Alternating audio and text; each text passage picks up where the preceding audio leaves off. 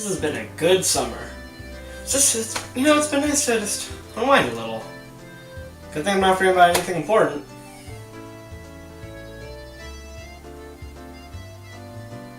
Wait.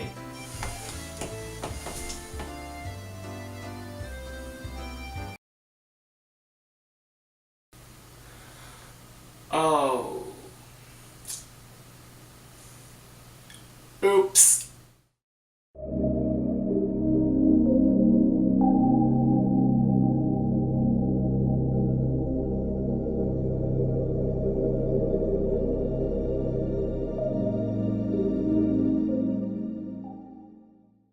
So, it's been a little while. In the incredibly long break I've had since making my first video, it shouldn't be much of a surprise that I've played a fair amount of games. Maybe most of note is that starting late last year, I began my journey through From Software's famous, or perhaps infamous, Soulsborne series. That's right, in the time it's taken me to make a second video, I've played Dark Souls, Bloodborne, Dark Souls 3, I came back to Dark Souls 2 later on, and the topic of this video, Demon Souls. I'm not sure which part of that I should be worried about most. In any case, after having played many of From's later and perhaps more well-known entries in the Soulsborne series, I decided to try out the game that started it all.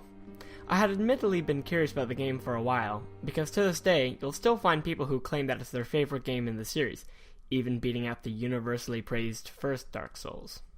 I couldn't help but wonder if this game was still held so highly because of personal bias, given that it was the first foray into this beloved series, or if it really did still have some unique magic to it. Before anything else, I want to say up front that I was not expecting Demon Souls to be a bad game by any stretch, because there's not a single poor game in the Soulsborne lineup. The question I was more so asking myself when I started was, is Demon Souls still worth going back to? In short, absolutely. But let's dive into why I say that and what my experience with the game was like. First things first, let's talk about the story. Demon Souls, despite the similar name, has no connection to the world of Dark Souls 1 through 3. By extension, it also has nothing to do with Bloodborne's story. Both are standalone compared to the sequential Dark Souls games. However, Demon Souls' setting shares many similarities with Dark Souls. Both take place in a dark fantasy world, having a generally medieval aesthetic and an oppressively bleak atmosphere. Whereas Dark Souls takes place in the likes of Lordran, Drangleic, and Lothric, lands ruled by a ritual of lighting a sacred flame, Demon Souls focuses on Boletaria, a fallen kingdom surrounded by fog and infested with demons. If you're super into the obscure and deep lore of these games, I would argue that the story is a good enough reason to give Demon Souls a shot. There are a lot of interesting characters and side stories, and the lore of this world helps give it a really good sense of atmosphere. It's worth mentioning, though, that the world might not seem as unfamiliar as you would expect if you're a Dark Souls veteran. Many Demon Souls characters formed archetypes that would later be reused, some having straight-up nearly identical exports. I wouldn't say that this is a bad thing, however. In fact, I think it's pretty interesting to see the roots of future characters, many of which have garnered more attention than their original versions. This also isn't to say that everything in Demon Souls will feel like a retread if you're coming off of later titles. In terms of the grander plot, I think that Demon Souls differs from Dark Souls, in that I personally felt the story was more clearly explained. For example, before entering levels from the Nexus, your central hub in this game, you'll be given short descriptions and explanations of the backstories for the areas. In general, I felt like I didn't have to dig through item descriptions as much if I wanted to learn about what was going on. Demon Souls does still have a lot of obscurity, and details you can look over if you aren't paying attention or don't explore enough. One thing I think later games were clearer about was the backstories of bosses. In the Dark Souls games, boss souls would give a short explanation about the enemy you slayed to get it, and it was a nice quick way to get info about what I was dealing with. Boss souls and Demon Souls, however, all have an almost identical description that basically tells you nothing. The items you can craft using the souls reveal a little more, but it's not much, and that already requires more effort. It's a small thing, but I thought it was a bit of a bummer, and worth noting. Back to a more general topic, in my time with Demon Souls, I found its smaller subplots to be the most intriguing and unique part about the game's world. Areas felt defined by the lore surrounding them and the smaller narratives within them, like the history of the king and queen in the Tower of Latria, and the build-up to Maiden Estrella and her knight Garl Vinland.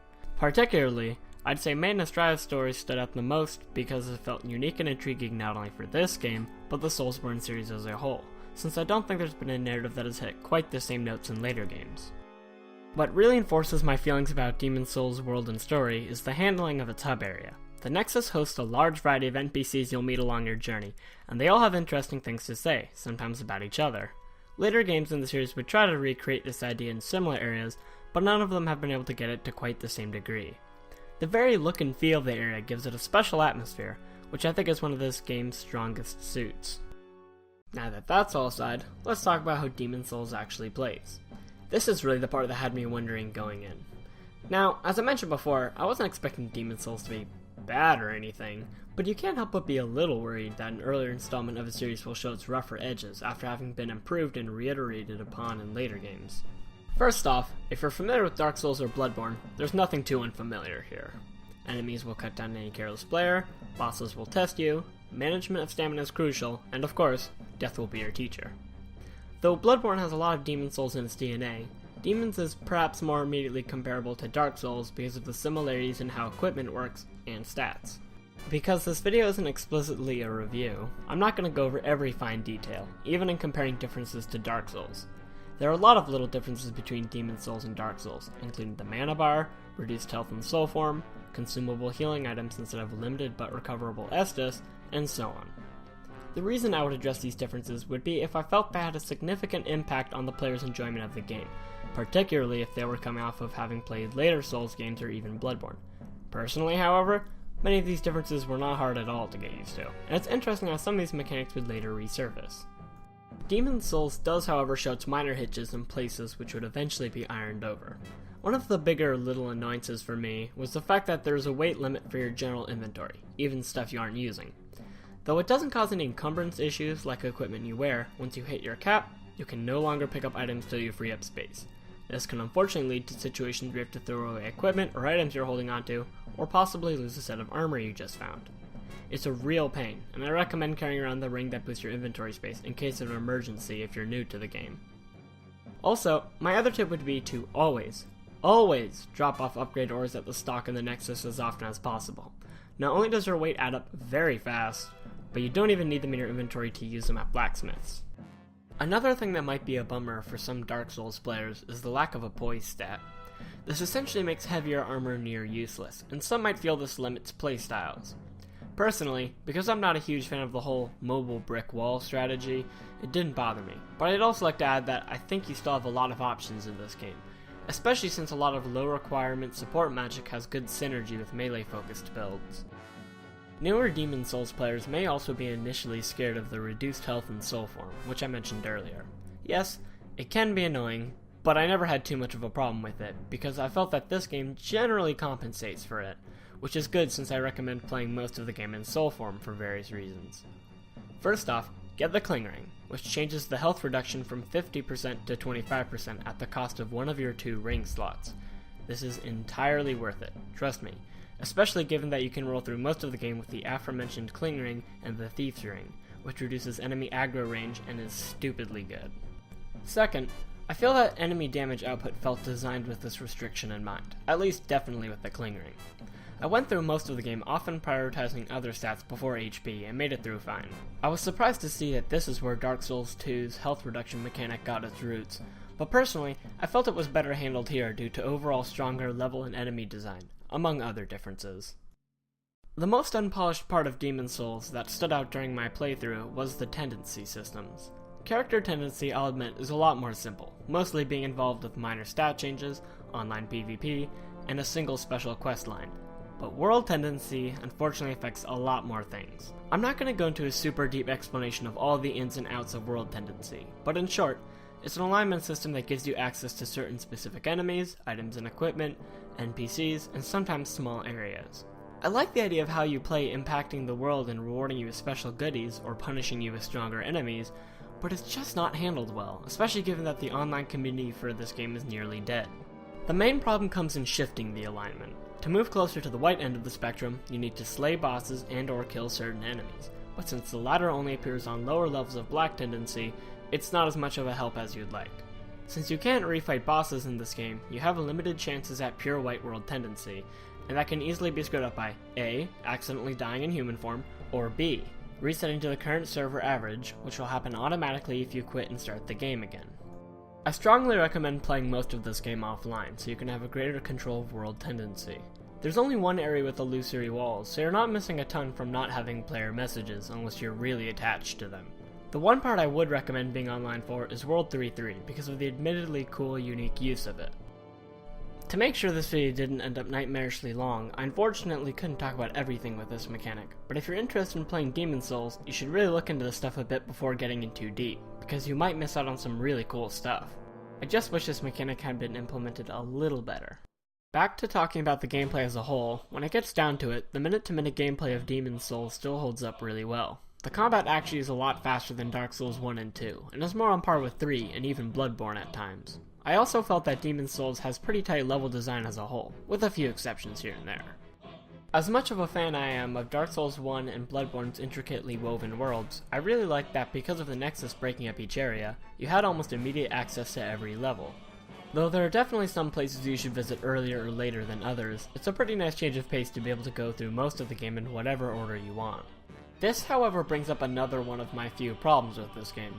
I'll say right now that I'm not obsessed with Soulsborne games need to be crushingly difficult. I enjoy them more so for good fun design as a whole. But even I'll admit that I think this game's difficulty is a little unbalanced. Levels aren't a problem, most of the areas still gave me a fair amount of challenge. But the bosses in this game simply don't feel strong enough to compensate for the fact that you can visit areas in any order. Since the developers presumably wanted you to be able to start at any area after the first level, all but one of the bosses fought in the first level of a world are an absolute joke. Second stage bosses get a little tougher, but even then, I found myself tearing through some of the game's more infamous fights with no trouble, simply because I might have fought them out of the intended order. I will admit though, I also might attribute this to the fact that there are a lot of really good weapons and options in this game. Perhaps too good. The Dragon Bone Smasher, a weapon I was expecting to be offset by its slow speed, felt like it had nearly no downsides when I was able to kill a boss in 3 hits. The magic in this game is also pretty broken to a degree, given that an attack buff spell can have its downside almost nearly removed through some clever stat allocation, and there being a spell which straight up revives you. I do like that you can pretty much make any build work, because almost every option can be stupidly good if you plan it out, but honestly, I found myself switching weapons just to not be quite as powerful while still having the slow, strong weapon build I wanted. All in all though, this maybe isn't as big of a deal as I'm making it sound. There still were bosses that gave me trouble, and I only overcame them by rethinking my strategy or planning in advance. I do feel that the low difficulty of many of the bosses does unfortunately make some of them forgettable, but there's also bosses in this game that are still pretty exciting, fun, and interesting. That last statement kinda ties into my overall thoughts on the game. Demon Souls, now succeeded by 4 games, has been surpassed in many ways. Later games had smoother difficulty curves, they worked out small creases in the design, and maybe felt tighter overall. But it's obvious that what made this game such a cult classic in the first place is still there. Its mysterious and enveloping atmosphere is wonderful, and hits a chord that I don't think later games do. Its soundtrack, which has a pretty distinct feel even compared to later games, has a lot of really bizarre and awesome pieces in it. The gameplay and world are both really good, and as I can't stress enough, there's just something about the feel of this game that's still unique. If you're a fan of the Soulsborne series but haven't played what started it all, of which there are many, I really recommend checking out if you've got a PS3 lying around. If nothing else, it's pretty cool seeing the roots of all the things the series is praised for.